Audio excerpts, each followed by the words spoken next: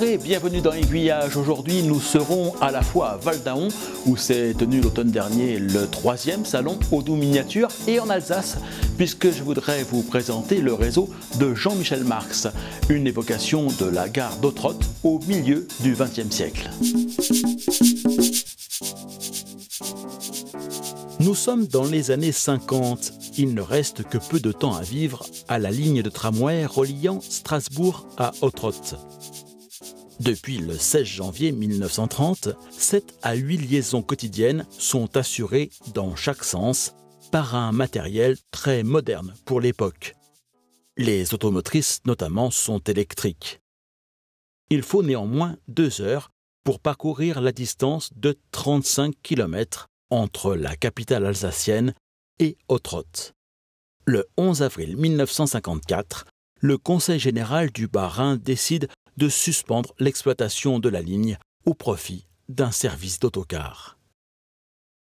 La maquette de Jean-Michel Marx permet de faire revivre ce passé dont il a pris connaissance au travers de souvenirs familiaux.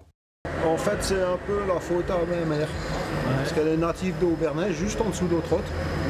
Et elle m'a raconté quand elle était jeune qu'elle prenait le tramway pour monter à Ottrott et puis machin, qui se baladait au Mont-Saint-Odile, puis le soir il rentrait, c'était la grande fête dans le tramway.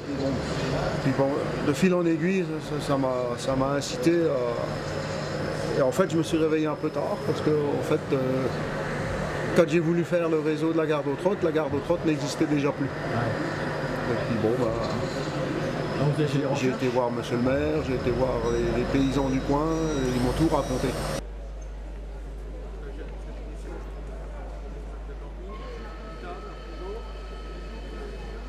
Jean-Michel pratique l'échelle 0, c'est-à-dire le 1/43e, une échelle à laquelle il ne faut pas espérer trouver de matériel dont l'exploitation aurait été trop locale. Qu'à cela ne tienne, Jean-Michel fabrique toutes ses locomotives et son matériel remorqué à partir de feuilles de laiton. C'est la grande école de la débrouille. C'est bon, des moteurs, je les trouve en Allemagne. Les roues, il y a un petit importateur qui apporte d'Angleterre, c'est Micromodèle. Et puis bon, il a aussi des feuilles de laiton à dispo, donc voilà. Après, c'est toute la main d'œuvre personnelle, quoi. Je peux imaginer combien d'heures, vous savez à peu près combien de temps vous passez quand vous faites une petite loco, 600 ou 700 heures. Une grosse, 1000, 1200. Il y a des locaux plus ou moins complexes, bon, c'est pas évident. Hein.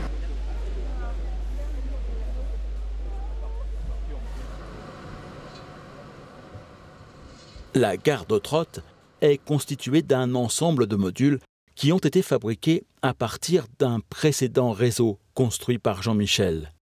Une maquette qui n'avait pas de nom, mais dont une bonne partie a été recyclée dans cette nouvelle réalisation.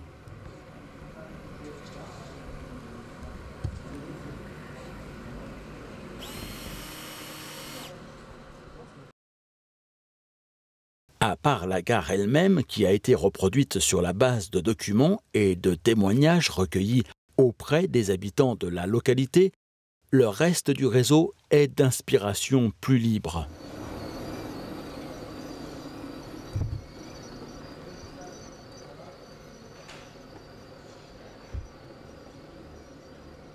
Le matériel roulant notamment.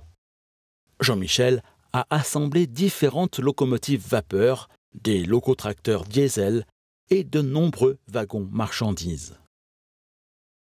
Tous ces véhicules n'ont pas circulé à Ottrott, à l'exception du tramway et de cette 030. Cette T3, construite par les usines Borsig en 1906 à Berlin. Une locomotive qui a été sauvegardée par une association et classée monument historique.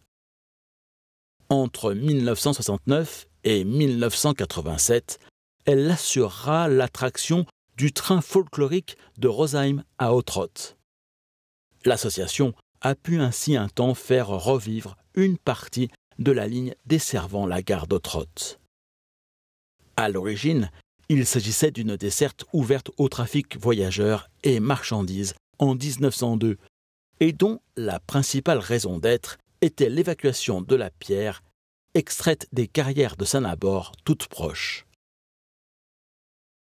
Ces carrières sont exploitées depuis le XVIIe siècle pour la qualité et surtout la dureté des roches, qui en ont fait un matériau privilégié pour la construction de routes et de voies ferrées.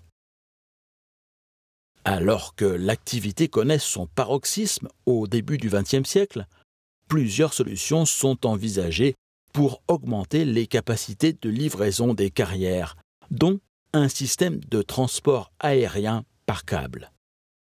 La voie ferrée classique lui sera préférée, d'autant qu'elle permet d'assurer également le trafic des voyageurs et que les communes intéressées par ce type de desserte participent au financement du projet.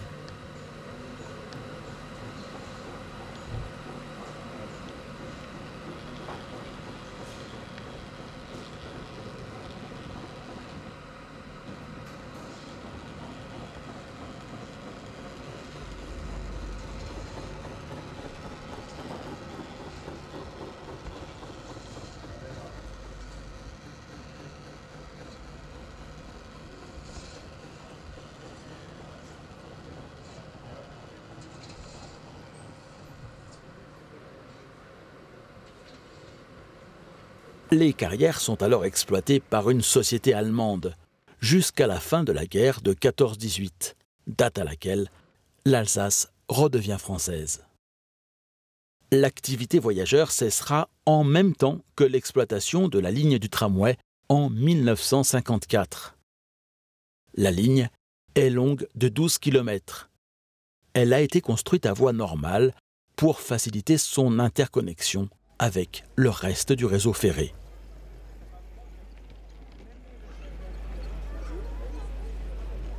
Ce sont 3 locomotives à vapeur construites à Berlin qui assuraient le service. La T3 est la seule survivante. Elle avait été mise à la retraite dans un premier temps dès 1953 au profit de locotracteurs diesel. Mais la belle endormie fut réveillée par les bénévoles de l'association ayant lancé l'exploitation du train touristique. Cette association, soutenue dans un premier temps par l'exploitant des carrières de Saint-Nabord, devra cesser son activité en 1987. Les carrières connaissant de graves difficultés économiques, elles ne peuvent plus soutenir le train touristique, qui cesse donc de circuler. Quelques trains continueront à parcourir la ligne jusqu'à l'arrêt de l'exploitation des carrières en 2002. Mais Ottrott se trouve au pied d'un haut lieu hautement touristique, le mont Saint-Odile, coiffé d'un monastère dont les fondations remontent à l'an 700. Il reçoit annuellement plus de 1 million de visiteurs. Une dizaine de châteaux sont à admirer sur le territoire de la commune et les paysages traversés par l'ancienne ligne sont très beaux, offrant des perspectives inédites sur le mont Saint-Odile. De là à rêver de la réouverture de la ligne sous une forme touristique ou une autre, il n'y a qu'un pas que certains franchissent en militant dans ce sens. La voie est toujours en place. Bien sûr, elle est quelque peu envahie par la végétation. Plus aucun train n'y a circulé depuis sa fermeture au trafic marchandises en 2002. Par endroits, elle est même en fort mauvais état. D'autres verraient bien du coup la transformation de la plateforme ferroviaire en voie verte, comme en tant d'autres endroits.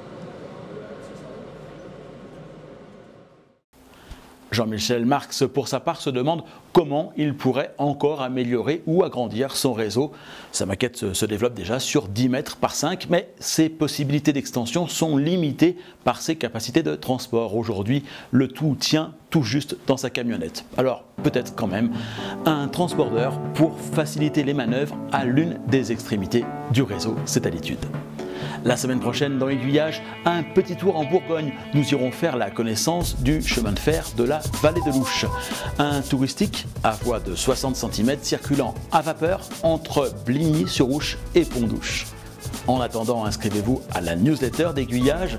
Vous recevrez chaque semaine un lien vers les nouveaux contenus publiés sur la chaîne et vous serez également tenu au courant du programme des épisodes à venir. Aiguillage, c'est chaque semaine un reportage consacré au tourisme ou aux loisirs ferroviaires et petit à petit de nouveaux contenus qui s'installent sur la chaîne.